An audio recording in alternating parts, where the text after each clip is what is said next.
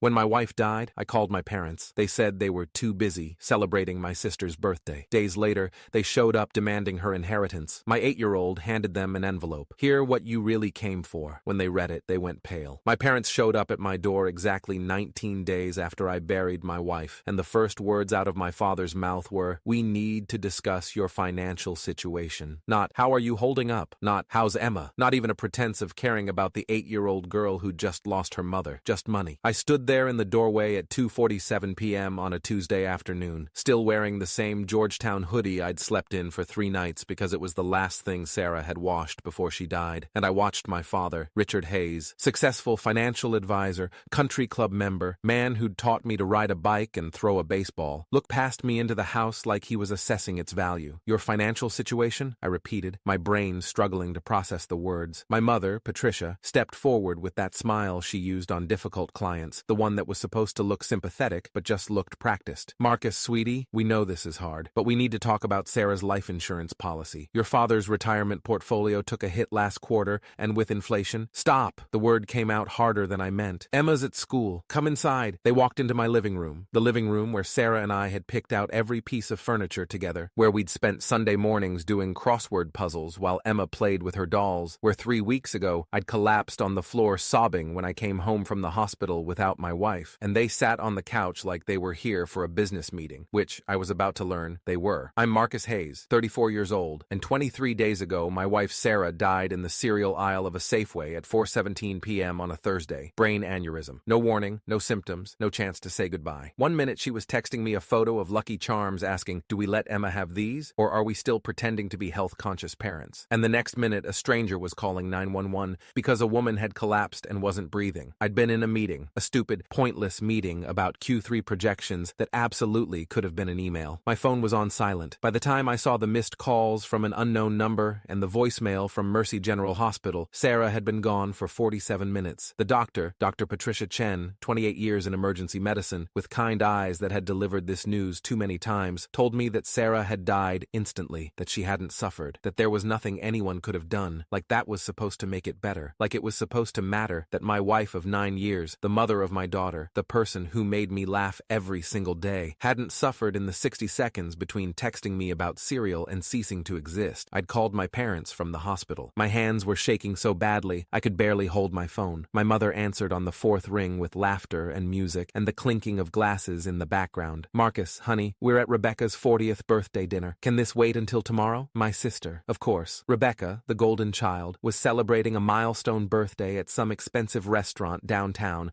with 40 of her closest friends. "Mom, Sarah just died. I'm at the hospital. I need—" A pause. The background noise got quieter, like she'd moved to somewhere more private. "Oh my God. Marcus, that's awful. But sweetheart, everyone's here. The caterers just brought out the cake. It's the one from that bakery Rebecca's been talking about for months. We'll come by first thing tomorrow morning, I promise. Mom, Sarah is dead. Emma doesn't know yet. I need you tomorrow, honey. I promise. First thing." She hung up. They never came. Sarah and I had met in college, both of us working the night shift at the campus library to help pay tuition. She was pre-med, planning to become a pediatrician. I was studying accounting because my father insisted I needed a practical career. She'd caught me reading Terry Pratchett novels when I was supposed to be studying, and instead of judging me, she'd pulled out her own worn copy of Good Omens and said, "If you haven't read this one yet, we need to be friends immediately." We were engaged 8 months later. My parents had complained about the timeline. "You barely know her," my mother said. Like 9 months wasn't enough to know I wanted to spend my life with someone. They'd also complained about the wedding cost. Sarah's parents were paying for half, which meant I was expected to pay for the other half myself since my parents had already invested so much in my education. Sarah had switched from pre-med to nursing after her clinical rotations. "I don't want to diagnose," she'd told me. "I want to care. I want to be the person holding a scared kid's hand while they get an IV, not the person ordering the IV." She'd specialized in pediatric oncology, spent her days with the bravest kids I'd ever known, fighting cancers that had no business existing in 8-year-old bodies, and she'd brought that same fierce, protective love home to Emma, our daughter, born exactly 2 years after we married, who had Sarah's dark hair and my terrible habit of making dad jokes. Sarah had made Emma laugh every single day. Even on the hard days, even when work had been brutal and she'd come home crying about a patient she couldn't save, she'd still find a way to make Emma giggle before bedtime. And now she was gone, just gone, like someone had erased her from the world while I was sitting in a pointless meeting. The funeral had been on Saturday, 4 days after she died. My parents showed up 23 minutes late, wearing golf golf clothes, actual golf clothes, like they'd been playing 9 holes,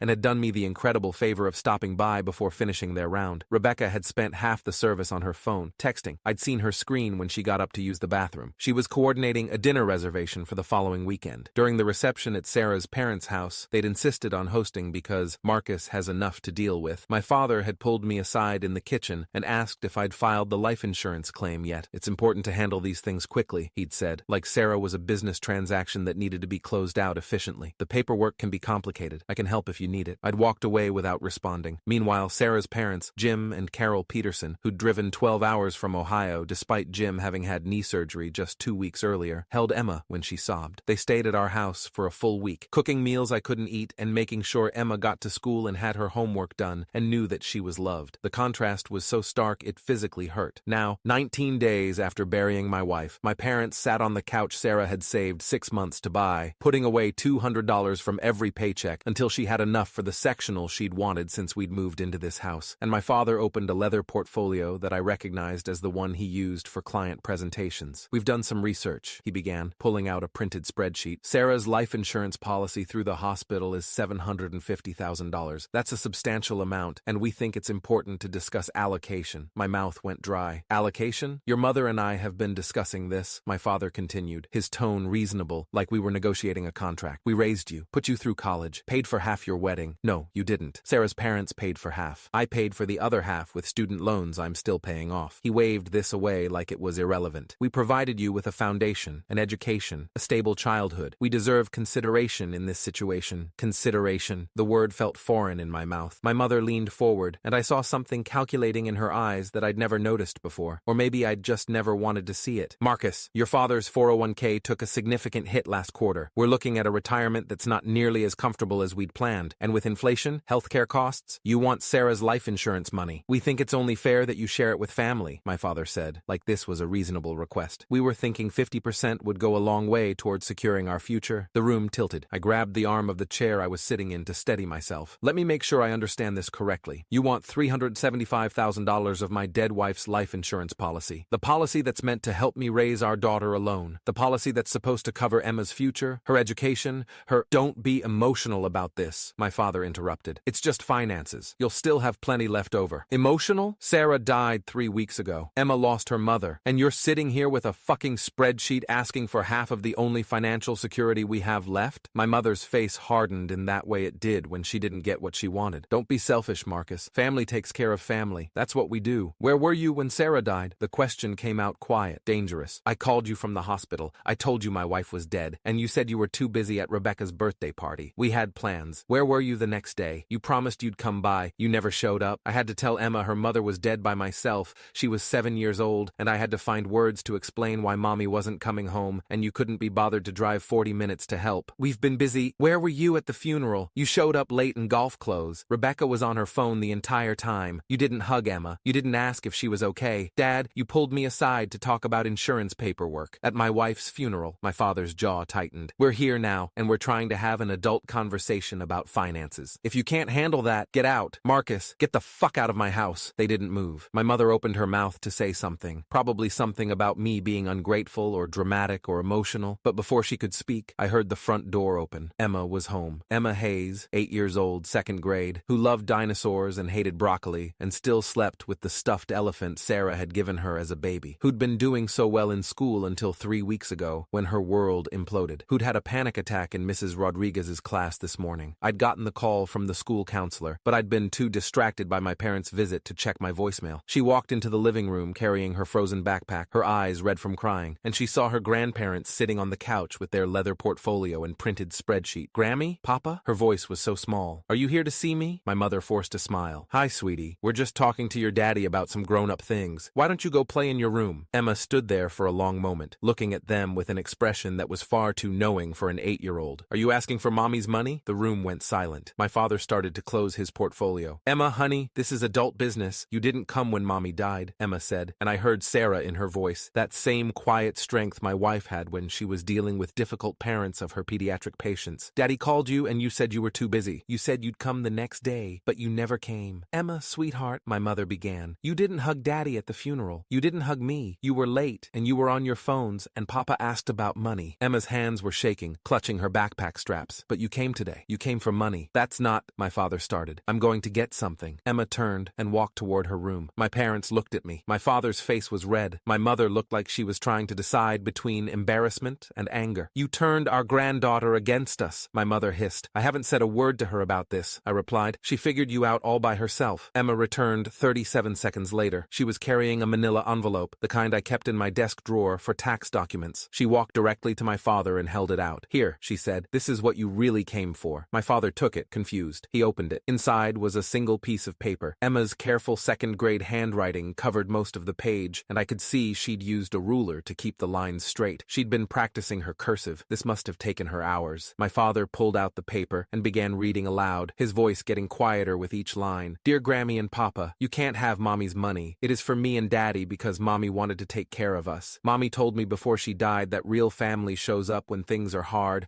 not just when things are easy. She said some people wear masks and pretend to love you, but really they only care about what they can get from you. You didn't show up when Mommy died. You said you were too busy at Aunt Rebecca's party. Daddy cried by himself because you didn't come help. You didn't show up the next day even though you promised. Daddy had to tell me Mommy was gone all by himself. You showed up at the funeral late and Papa talked about money. Aunt Rebecca was on her phone. You didn't ask if I was sad, but you showed up today for money. Mommy said I would know who really loved me by who stayed when things got scary. You didn't stay. You only came back when there was money to get. Please don't come back until you love us more than dollars. Love, Emma. The paper shook in my father's hands. My mother had gone completely pale. How dare you? My father started, looking at me. How dare you manipulate her into— I didn't write that, I said quietly. I didn't know about it until 30 seconds ago. She's 8 years old and she figured out what you are entirely by herself. Emma stepped closer to me and I put my hand on her shoulder. Mommy talked to me a lot before she died, Emma said, and I realized she was talking about the conversations she'd had with Sarah over the years, not some deathbed prophecy. She said some people only show up when there's something to gain. She said that's not love, that's just using people. My mother stood up abruptly, her face flushed with humiliation more than shame. We should leave. You should, I agreed. My father grabbed his portfolio, the spreadsheet, trying to salvage some dignity. His hands were shaking. You're making a terrible mistake, Marcus. Family is supposed to show up when someone dies, Emma interrupted. Her voice didn't waver. You didn't. They walked toward the door. My mother was crying now, but not from guilt, from embarrassment at being called out by an 8-year-old, from the shock of being seen clearly for what they were. At the door, my father turned back one more time. That money is Sarah's. Sarah wanted to take care of Emma, I said. That's what the policy is for. That's what it will do. This isn't over? Yes, it is. I put both hands on Emma's shoulders. Don't contact us again unless you're ready to be actual family, and I'm not sure you know how. They left. I watched through the window as they got into my father's Mercedes, the one he'd bought last year, the one he'd told me cost more than my first house, and drove away. The house was quiet for a long moment. Then Emma looked up at me, tears streaming down her face. Did I do okay, Daddy? Would Mommy be proud? I knelt down and pulled her into my arms, held her while she cried. Mommy would be so incredibly proud, and so am I. I wrote it last night, she whispered against my shoulder. I heard you on the phone with Grammy yesterday, and she said they wanted to discuss finances, and I knew they were coming for Mommy's money. How did you know? Because they didn't come for us. They only ever come when they want something. She pulled back, looked at me with eyes that were far too wise. Papa always asks you about your job and your house and how much things cost. Grammy always talks about what she needs money for, but they never just come to see us. Not ever. She was right. I thought back over the past few years. My parents visited maybe 3 times a year, always when they needed something, help setting up their new TV, advice on their taxes, someone to watch their house while they vacationed. They'd never just shown up to spend time with Emma, never taken her to the park or to movies or to anywhere. Mommy saw it, Emma continued. She told me once that Grammy and Papa loved themselves more than they loved other people. She said it was sad, but it was true. And she said, I should always remember that real love is about showing up, not about what you can get. I'd thought about reaching out to an attorney after they left, getting something formal in place to protect Emma's inheritance. But a week later, I got a letter from my parents' lawyer, Robert Chen, Esquire, Henderson and Associates, 23 years practicing family law. The letter informed me that my parents were contesting the life insurance beneficiary designation and believed they were entitled to fair compensation for their years of financial and emotional investment in me. I called Sarah's best friend, Jennifer Wu, who happened to be an estate planning attorney with Morrison and Hall. She'd been at the funeral, had held me while I cried, had promised Sarah years ago that she'd look out for us if anything ever happened. Marcus, this is insane, she said after I read her the letter. They have no legal standing. Sarah's life insurance policy lists you and Emma as beneficiaries, unless they can prove undue undue influence or fraud, which they can't, they have no case. Can they tie it up in court? Keep me from accessing the funds while they sue? They can try. It would be thrown out eventually, but it could take months. She paused. Forward me that letter. And Marcus, I'm going to make sure this doesn't just go away quietly. What they're doing is predatory and disgusting. I sent her the letter along with Emma's note. Sent her the voicemail from the night Sarah died, where my mother said she was too busy at a party. Sent her everything. Jennifer called me back 4 hours later. I filed a formal response and a motion to sanction their attorney for bringing a frivolous suit. I've also sent copies of Emma's letter and your documentation to the judge assigned to the case, Judge Patricia Morrison, 31 years on the bench, known for not tolerating this kind of family exploitation. But Marcus, there's something else. What? I sent everything to my friend who runs a legal ethics blog. It went up an hour ago. It's getting a lot of attention. The story hit social media that night. Parents sue grieving widower and orphaned granddaughter for dead mother's life insurance. By morning, it had 4.7 million views. The comments were savage. This is one of the most disgusting things I've ever read. That little girl lost her mother and her grandparents sued her for the insurance money. The fact that an 8-year-old had to write them a letter explaining why they're horrible people. I'm crying. Please don't come back until you love us more than dollars. That child is wiser than most adults. I hope they lose everything, not just the lawsuit, everything. My parents tried to do damage control. My mother posted on Facebook that they were heartbroken by the misunderstanding and that they'd only wanted to help Marcus during this difficult time. The comments on her post were so brutal, she deleted her account within hours. Rebecca posted a long Instagram story defending them, talking about how family dynamics are complicated and nobody knows what really happened. Someone found her posts from the day of Sarah's funeral, photos from a brunch she'd gone to after the service, laughing with friends, with captions like "back to normal life" / Sunday vibes. She deleted her Instagram too. The hearing was scheduled for 3 weeks later. Judge Morrison reviewed the case for exactly 11 minutes before rendering her decision. This is one of the most appalling attempts to exploit grief I've seen in 3 decades on the bench, she said, looking directly at my parents and their attorney. The plaintiffs have no legal standing whatsoever. The life insurance policy clearly designates Mr. Hayes and his minor daughter as beneficiaries. The attempt to claim entitlement based on financial and emotional investment in raising their own child is both legally baseless and morally repugnant. She turned to Robert Chen. Mr. Chen, I'm sanctioning you and your clients for bringing this frivolous suit. You will pay all of Mr. Hayes' legal fees, plus an additional $15,000 penalty. If you ever bring a case this baseless into my courtroom again, I'll report you to the state bar. My parents tried to leave the courtroom quickly, but reporters were waiting outside. Someone had tipped off the media. The footage of them trying to avoid questions went viral. Another 3.2 million views. The local news picked it up, then national news. My parents became the faces of familial greed, the cautionary tale about what happens when people value money over relationships. My father's financial planning practice lost 17 clients in 2 weeks. My mother got asked to step down from the hospital foundation board she'd been on for 8 years. Rebecca's employer, a PR firm, ironically, mutually agreed to part ways with her after the scandal. I felt nothing watching them face consequences. No satisfaction, no vindication, just exhaustion. 6 months later, Emma and I went to therapy together. Dr. Sarah Kim, child psychologist, 14 years specializing in grief counseling. She helped Emma process losing her mother, helped me process being a single father, helped both of us understand that family isn't about blood, it's about who shows up. Sarah's parents visited every other weekend,